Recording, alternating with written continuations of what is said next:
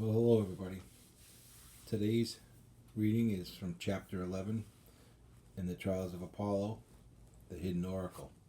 Chapter 11 begins on page 91, and it is 16 pages. This may be two parts video. Here we go. Check your spam folder. The prophecies might be there. No, well, I'm stumped. Bye. Meg gawked. He really is a centaur. Well spotted, I said. I suppose the lower body of a horse is what gave him away. She punched me in the arm. Chiron, I said, this is Meg McCaffrey, my new master and wellspring of aggravation. You were saying something about disappearances? Chiron's tail flicked. His hoofs clopped on the planks of the porch. He was immortal, yet his visible age seemed to vary from century to century. I did not remember his whiskers ever being so gray, or the lines around his eyes so pronounced. Whatever was happening at camp must not have been helping his stress levels. Welcome, Meg, Chiron tried for a friendly tone, which I thought quite heroic, seeing as well. Meg, I understand you showed great bravery in the woods. You brought Apollo here despite many dangers. I'm glad to have you at Camp Half-Blood. On to page 92. Thanks, said Meg. You're really tall. Don't you hit your head on light fixtures? Chiron chuckled. Sometimes.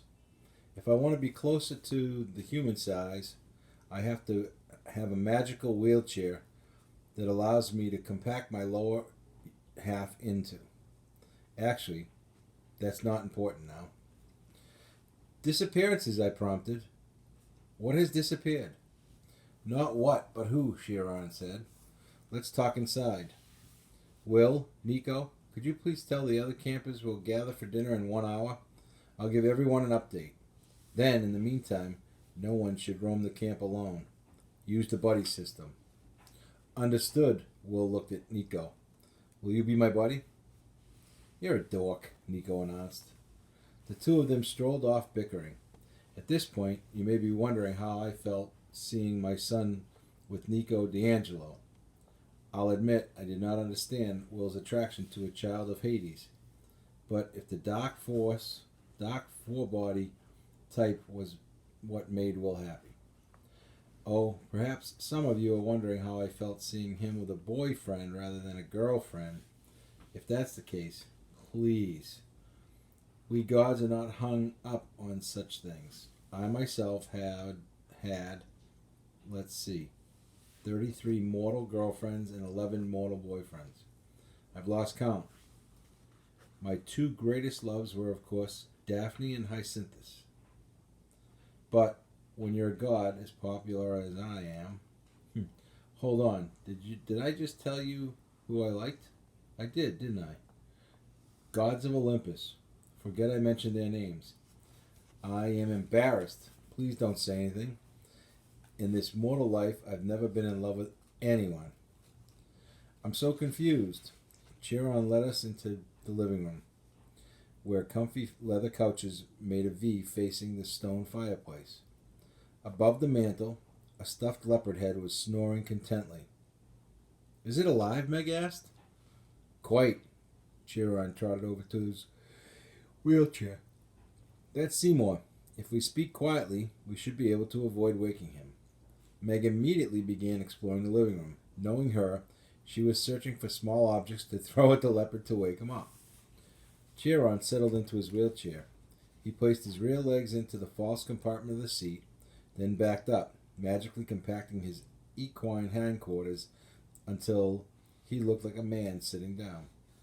To complete the illusion, hinged front panels swung closed, giving him fake human legs. Normally, those legs were fitted with slacks and loafers to augment his professor disguise, but today it seemed Chiron was going for a different look.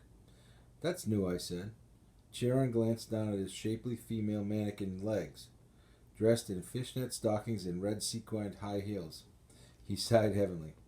I see the Hermes cabin have been watching Rocky Horror Rocky Horror Picture Show again. I will have to have a chat with them. Rocky Horror Picture Show brought back fond memories. I used to cosplay as Rocky at the midnight showings. Top of page 94. Because naturally, the character's perfect physique was based on my own. Let me guess, I said. Connor and Travis Stoll are the pranksters. From a nearby basket, Chiron grabbed a flannel blanket and spread it over his fake legs. Although the ruby shoes still peeked out at the bottom. Actually, Travis went off to college last autumn, which has mellowed Connor quite a bit. Meg looked over from the old Pac-Man arcade game. I poked that guy Connor in the eyes. Chiron winced. That's nice, dear. At any rate, we have Julia Feingold and Alice Mazoawa now. They have taken up pranking duty. You'll meet them soon enough. I recalled the girls who had been giggling at me from the Hermes cabin doorway. I felt myself blushing all over again. Chiron gestured towards the couches. Please, sit. Meg moved on from Pac-Man, having given the game 20 seconds of her time, and began literally climbing the wall. Dormant grapevines festooned the dining area. No doubt the work of my friend Dionysus. Meg scaled one of the thicker trunks, trying to reach the Gorgon hair chandelier. Meg, I said, perhaps you should watch the orientation film while Chiron and I talk. I know plenty, she said. I talked to the campers while you were passed out. Safe place for modern demagogues. Blah, blah, blah. Oh, but the film is very good, I urged. I shot it on a tight budget in the 1950s, but some of the camera work was revolutionary. You should really... The grapevine peeled away from the wall. Meg crashed to the floor. She popped up completely unscathed, then spotted a platter of cookies on the sideboard. Are those free? Yes, child, Chiron said. Bring the tea as well, would you? So we were stuck with Meg, who draped her legs over the couch armrest, chomping on cookies and threw crumbs at Seymour's snoring head whenever Chiron wasn't looking. Chiron poured me a cup of Darjeeling. I'm sorry Mr. D is not here to welcome you. Mr. D, Meg asked. Dionysus, I explained, the god of wine, also the director of this camp. Chiron handed me my tea. After the battle with Gaia, I thought Mr. D might return to camp, but he never did. I hope he's all right. The old centaur looked at me expectantly, but I had nothing to share. The last 6 months were a complete void. I had no idea what other Olympians might be up to. I don't know anything, I admitted. I hadn't said those words very often in the last 4 millennia. They tasted bad. I sipped my tea, but that was no less bitter. I'm a bit behind on the news. I was hoping you could fill me in. Chiron did a poor job hiding his disappointment. I see. I realized he had been hoping for help and guidance. Top of page 96. Exact same things I needed from him.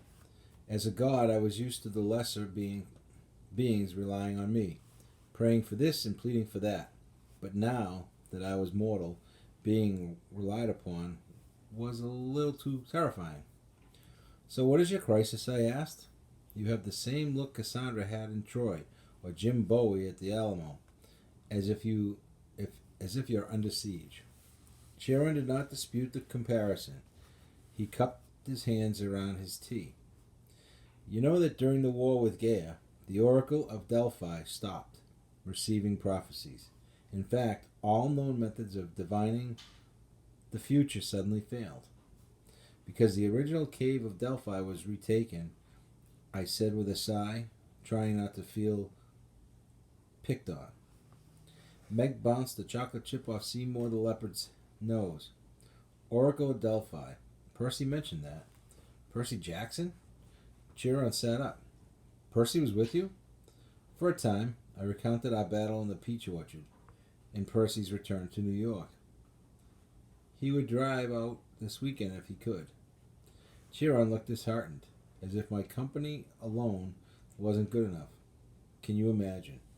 At any rate, he continued, we hoped that once the war was over, the Oracle might start working again. When it did not, Rachel became concerned. Who's Rachel? Meg asked. Rachel Dare, I said. The Oracle. Thought the Oracle was a place. It is. Then Rachel is a place, and she stopped working. Had I still been a god, I would have turned her into a blue-bellied lizard and released her into the wilderness, never to be seen again. The thought soothed me. The original Delphi was a place in Greece. I told her, a cavern filled with volcanic fumes where people would come to receive guidance from my priestess, the Pythia. Pythia, Meg giggled. That's a funny word. Pythia. Yes, haha. So the Oracle is both a place and a person. When the Greek gods relocated to America in what was Chiron, 1860. Chiron seesawed his hand, more or less. I brought the Oracle here to continue speaking prophecies on my behalf. The power has passed down from priestess to priestess over the years. Richard Dare is the present Oracle. Excuse me, Rachel Dare is the present Oracle. From the cookie platter, Meg plucked the only Oreo, which I had been hoping to have myself. Okay, it is too late to watch that movie. Yes, I snapped. Now the way I gained possession of the Oracle of Delphi in the first place was by killing a monster called Python, who lived in the depths of the cavern. A python like a snake? Meg said. Yes and no. The snake species named after Python the monster, who is also rather snaky, but who is much bigger and scarier and devours small girls who talk too much. At any rate, last August, while I was indisposed, my ancient foe, Python, was released from Tartarus. He reclaimed. Sorry, page is stuck. The cave of Delphi. That's why the Oracle stopped working. But if the Oracle is in America now, why does it matter if some snake monster takes over its old cave? That was about the longest sentence I had yet heard her speak. She probably done it just to spite me. It's too much to explain, I said. You'll just have to. Meg. Chiron gave her one of his heroically tolerant smiles. The original site of the Oracle is like the deepest taproot of a tree. The branches and leaves of prophecy may extend across the world, and Rachel Dare may be our loftiest branch. But if the taproot is strangled, the whole tree is endangered. With Python back in residence in his old lair, the spirit of Oracle has been completely blocked. Oh, Meg made a face at me. Why didn't you just say so? Before I could strangle her like the annoying taproot she was, Chiron filled my teacup.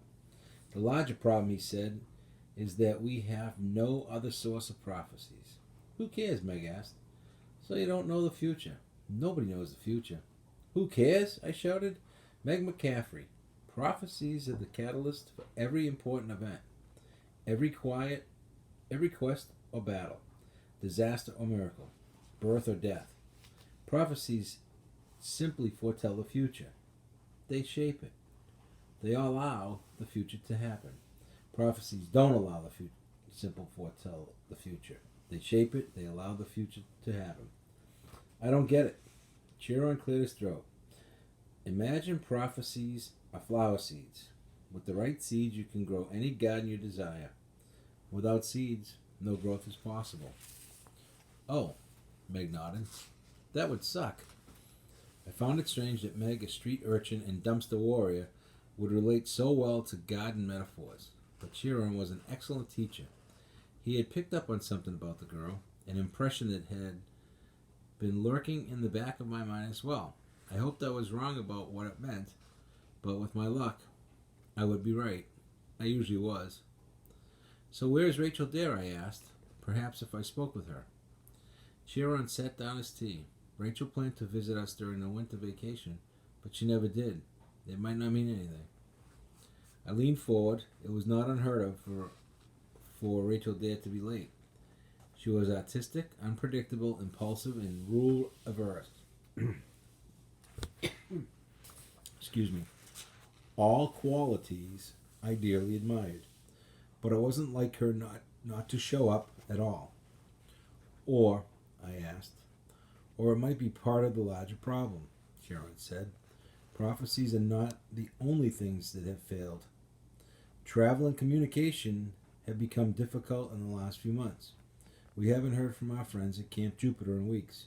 No new demigods have arrived. Satyrs aren't reporting from the field. Iris messages no longer work. Iris what? Meg asked. Two-way visions, I said. A form of communication overseen by the rainbow goddess. Iris has always been flighty. Except that normal human communications are always on the fritz, Chiron said. Of course, phones have always been dangerous for demigods.